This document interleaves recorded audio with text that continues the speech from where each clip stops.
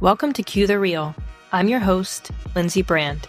I manifested the life of my dreams and was living the high life until I was fired in the middle of a health crisis. That moment flipped everything and rewrote my life. Through my journey, I found my way back to a different high life, one deeply aligned with what I truly desire.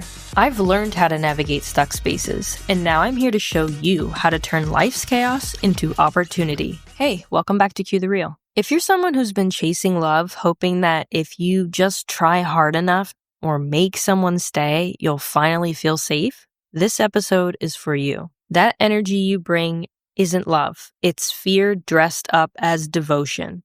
You can feel it in your body, an ache in your soul, the over-texting, over-explaining, and over-giving as your nervous system bargains for your worth. And the universe doesn't confuse that energy. It just mirrors it. So instead of attracting love, you attract more proof that it's missing. Today, we're going to untangle the pattern that keeps love just out of reach and talk about how to become the kind of energy that love naturally moves toward. Let's cue the real.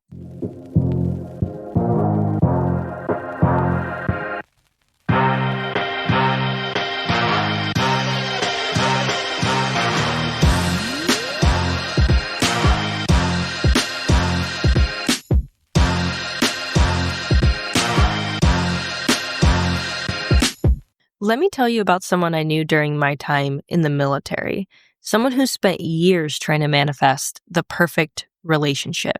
She pictured the person, imagined the dates that they would go on, even rehearsed conversations in her head. People popped up all the time, just as she imagined. On paper, it was everything she wanted, but when she was with the people she attracted, it felt hollow.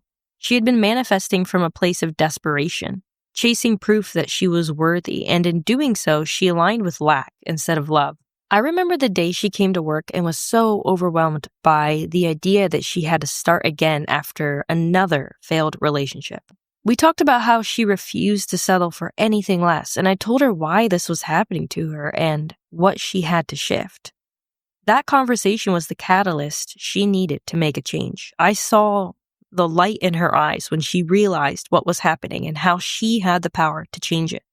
The moment she shifted her focus away from chasing and toward embodying her own worth, everything changed. She stopped trying to control or force love, and the kind of love that matched her energy started appearing naturally. Once she realized what she was doing and let go, it didn't take long at all. It was crazy how fast it happened. After years of watching her attract the wrong people, the right one came seemingly out of nowhere. They dated for about a year and decided to get married after that. In these situations, it feels like people have blinders on. I'm sure we all do when it comes to certain things we're manifesting in our lives. It can make all the difference to go up to someone and say, hey, let me take these off of you so you can see what the heck is going on here. You didn't realize you've had these blinders on your whole life because no one told you and you didn't figure it out yourself. When we chase love, we're sending one very clear message to the universe. We are not enough as we are. We are saying consciously or unconsciously that our worth depends on someone else choosing us, someone else validating us, or confirming our value. Energy doesn't lie. The vibration of need, desperation, or scarcity can't attract the opposite. It only reflects back more of the same. That's why your attempts to force or control love often push it further away. The more you chase, the more the universe mirrors that energy back to you. Think of it like a magnet. You can't push two magnets together and expect them to stick. Alignment happens naturally when the poles match. When you're chasing, your energy is out of sync with what you're trying to attract. So instead, you're repelling what you want, even though it feels like you're going after it. This is exactly what happened with my friend from the military. She had been chasing from a place of lack, so the relationships she attracted reflected that scarcity. Once she stopped chasing and focused on her own worth, embodying the energy she actually wanted to experience in a partner, the right person showed up. The lesson here is simple but powerful. Stop trying to manufacture love. Stop proving your worth. Stop chasing. Instead, shift your focus inward. Cultivate the energy that matches the love you want to experience and watch how naturally it starts to appear.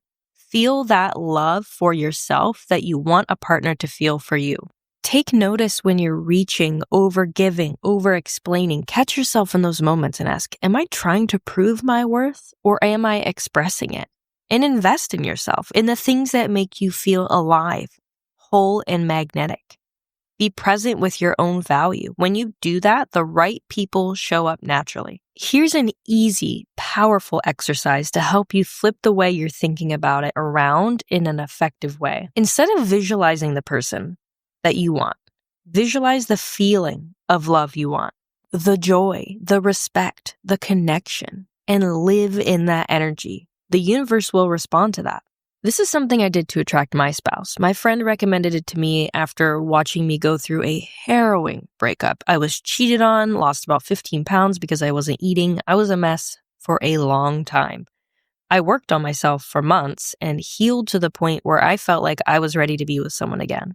And eventually he said, why don't you write down what you want in your next relationship? Each night when you go to bed, write down one thing. It could be trust, connection, intimacy, alignment, whatever you want. Just write it down and go to sleep.